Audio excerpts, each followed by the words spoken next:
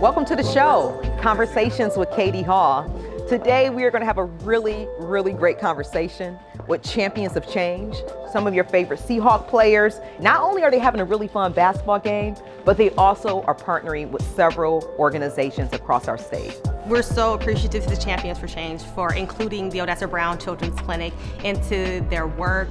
Do you know the work that they're doing today and beyond? They're working with some of our nonprofits, some names that you may not have heard of, and what they're doing is really amplifying the voices of nonprofits across Washington State. Join us as we shine a spotlight on compelling conversations with leaders from Washington State and beyond. This is Conversations with Katie Hall. All right. We're already in it. Oh, you already in it? Oh! Chris said, shut up, let's start. Yeah, y'all take too long. He's like, we got a game. We on the clock, guys. Yeah. All right. Camera's losing tape. So Champions of Change, thank you so much for joining me, Conversations with Katie Hall. We appreciate you all. I mean, talk to us a little bit about how did you all come up with Champions of Change?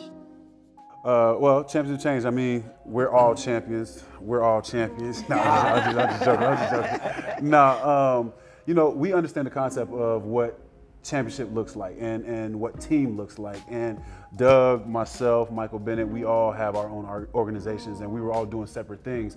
And we thought, you know what, we can make a bigger impact if we all came together and to be able to make a bigger impact in the community. So we decided to create Champions of Change to be able to go support grassroots organizations that are in the city of Seattle that are doing some amazing things that don't necessarily get the light, don't get the recognition that they deserve. So we feel like, we wanted to kind of create that for them.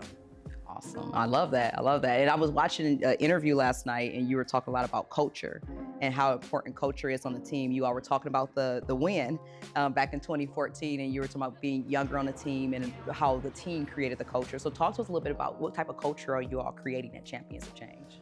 Yes, we were talking about this earlier today, actually. There's a difference when you're around people that you have been in the trenches with, that you've worked hard with, that you've shared blood, sweat, and tears with, right? And then you go out and, for the lack of a better term, battle on the field with them, right? There's a feeling that you get when you're next to your brother out there in that realm. But there's another level to it when you go out on that field, and because of your brother next to you, you have no doubt that you're gonna win, right? There's a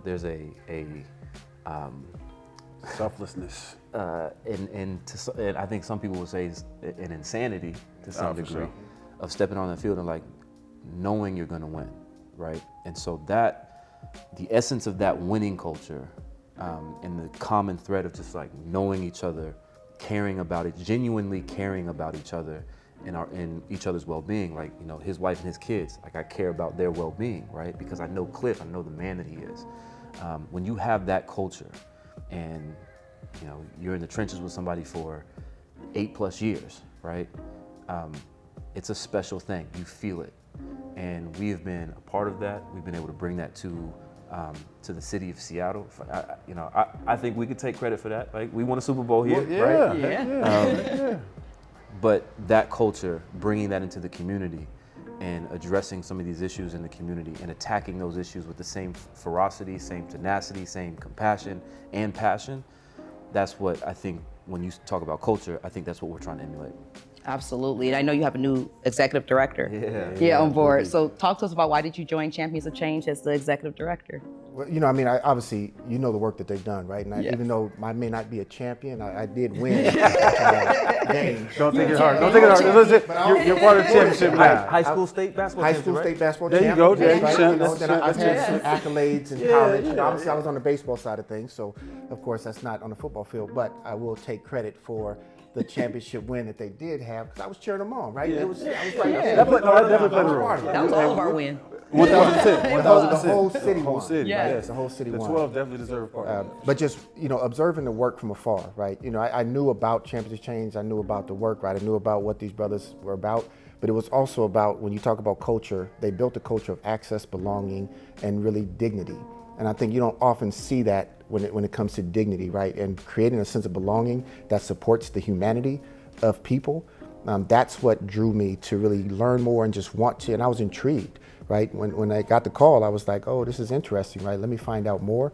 And the work speaks for itself. And that just allowed me to jump right in and build and really create a shared vision of where we can go with Championship Change moving forward. Because Bookie's not going to do it. Yeah. You know, he's not going to do himself justice, but this man has been in the community doing work well before we got here. And so, you know, when we were looking for somebody to help us take this to the next level, Bookie was by far and away the best candidate for this position. And the reason being is because first off, we're all aligned in the mission and the work that we're doing, but he's also got the right mindset in terms of it's always about people, it's always about relationships.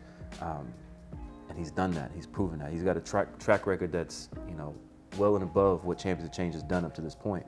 And so we're leaning on him to help us take this to the next level. So Bookie's the right guy. I appreciate that.